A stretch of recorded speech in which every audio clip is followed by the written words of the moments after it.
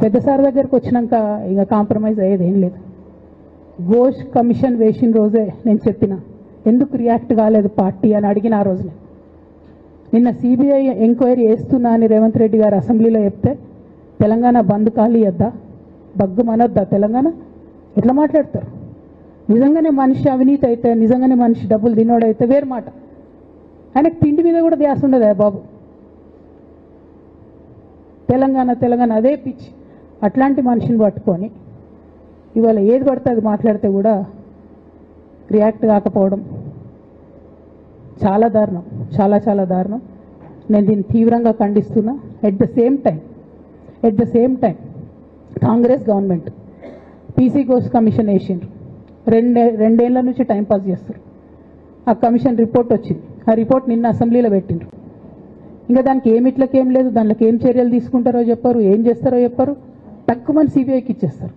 అంటే ఇది pre planned, pre meditated, ఖచ్చితంగా కేసీఆర్ గారి ప్రతిష్ట దెబ్బతీయాలనేటటువంటి ప్రీ మెడిటేటెడ్ అటాక్ తప్పితే ఇంకోటి కాదు.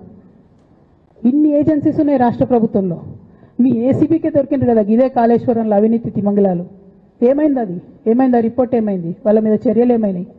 దాని కంక్లూజన్ ఏంది? ఒక్క చిన్న ఎంక్వైరీ కూడా ఇప్పటివరకు కంక్లూడ్ చేయలేదు కాంగ్రెస్ గవర్నమెంట్. ప్రచారం ఎక్కువ, పని తక్కువ.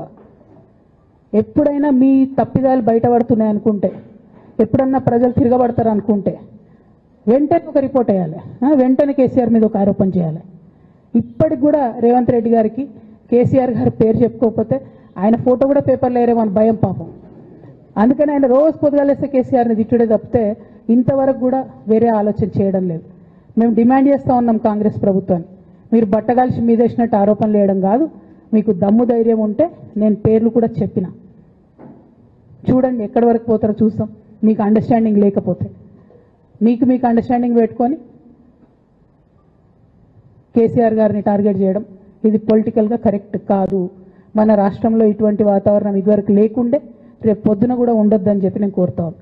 కాంగ్రెస్ ప్రభుత్వం కేవలం కాళేశ్వరం విషయమే కాదు, బీసీల విషయంలో ఎంతగా మోసం చేస్తున్నారు. ఫస్ట్ ఏమో బిల్లు పెడతారు, మేమందరం లొల్లి పెడితే టైంపాస్ చేసి 1.5 years తర్వాత బిల్లు పెట్టిరు.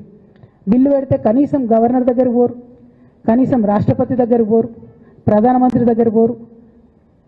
గవర్నర్ పెండింగ్ పెట్టుకుంటే ఎందుకు సుప్రీంకోర్టు కోతలేరు? ఇంకా కూడా మళ్ళీ ఛాలెంజ్ చేసి అడుగుతా ఉన్నాను నేను, ఎందుకు సుప్రీంకోర్టు కోతలేరు? మీరు September 30 లోపల ఎన్నికలు చేస్తామని చెప్పిండ్రు. September 30 లోపల సుప్రీంకోర్టుకు పోండి. డీమ్ టు బి అప్రూవ్డ్ అనుకుంటే ఇదే ఎలక్షన్లో బెనిఫిట్ అవుతుంది కదా బీసీలకు. ఆ తర్వాత ఇంకొక ఆర్డినెన్స్ తెచ్చిరు, అది పెండింగ్ ఉంది గవర్నర్ దగ్గర. కనీసం దాని మీద సుప్రీంకోర్టు పోండి, దాని మీద కూడా పోతలేరు. మళ్ళీ నిన్న కొత్త కథ, 50% స్లాబ్ ఎత్తేస్తామట. కామెడీ రోజు రోజుకి. ఏంది ఇది? ఎందుకోసం అంటే ఇదంతా బీహార్లో ఎన్నికలు అవుతున్నాయి. వాళ్ళ రాహుల్ గాంధీ గారి పిఆర్ యాక్టివిటీకి రోజు ముచ్చడి చెప్పాలి ఆయన. ఇక్కడ వీళ్ళు నిన్న 50% క్యాప్ ఎత్తేస్తున్నామని కొత్త కథ చెప్పిండ్రు. మీరు చూడండి రేపెల్లుండి నుంచి రాహుల్ గాంధీ బీహార్లో ఏం మాట్లాడతాడు. హమ్నే 50% సీట్ తోడది అంటాడు ఆయన బీహార్ ఎన్నికలలో. ఆయన అక్కడ చెప్పుకోవాలి కాబట్టి పిఆర్ యాక్టివిటీ కోసం వీళ్ళు ఇక్కడ చేస్తున్నారు తప్పితే బీహార్ ఎన్నికల కోసం తెలంగాణ బీసీ బిడ్డలను బలిపెడుతున్నారు రేవంత్ రెడ్డి గారు తప్పితే నిజంగా చిత్తశుద్ధితోని బీసీలకు ఏదైనా బెనిఫిట్ చేద్దామనే ఉద్దేశమే మీకు లేదు. అటువంటి ఉద్దేశం మీకు ఉంటే మీ వైఖరి ఇట్లా ఉండదు. కేవలం కాంగ్రెస్ పార్టీ బీసీలను నయవంచన చేస్తున్నది. మీరు ఇట్లనే చేస్తుంటే బీహార్ ఎన్నికలు వస్తే మేము తెలంగాణ జాగృతి మొత్తం పోయి బీహార్లో మీకు వ్యతిరేకంగా ప్రచారం చేస్తాం. తెలంగాణ బీసీలను మీరు మోసం చేసిరని చెప్పి అక్కడికి పోయి కూడా మీకు ప్రచారం చేస్తాం. మీ యొక్క బండారం కూడా బయట పెడతామని ఈ సందర్భంగా నేను తెలియజేస్తా ఉన్నా.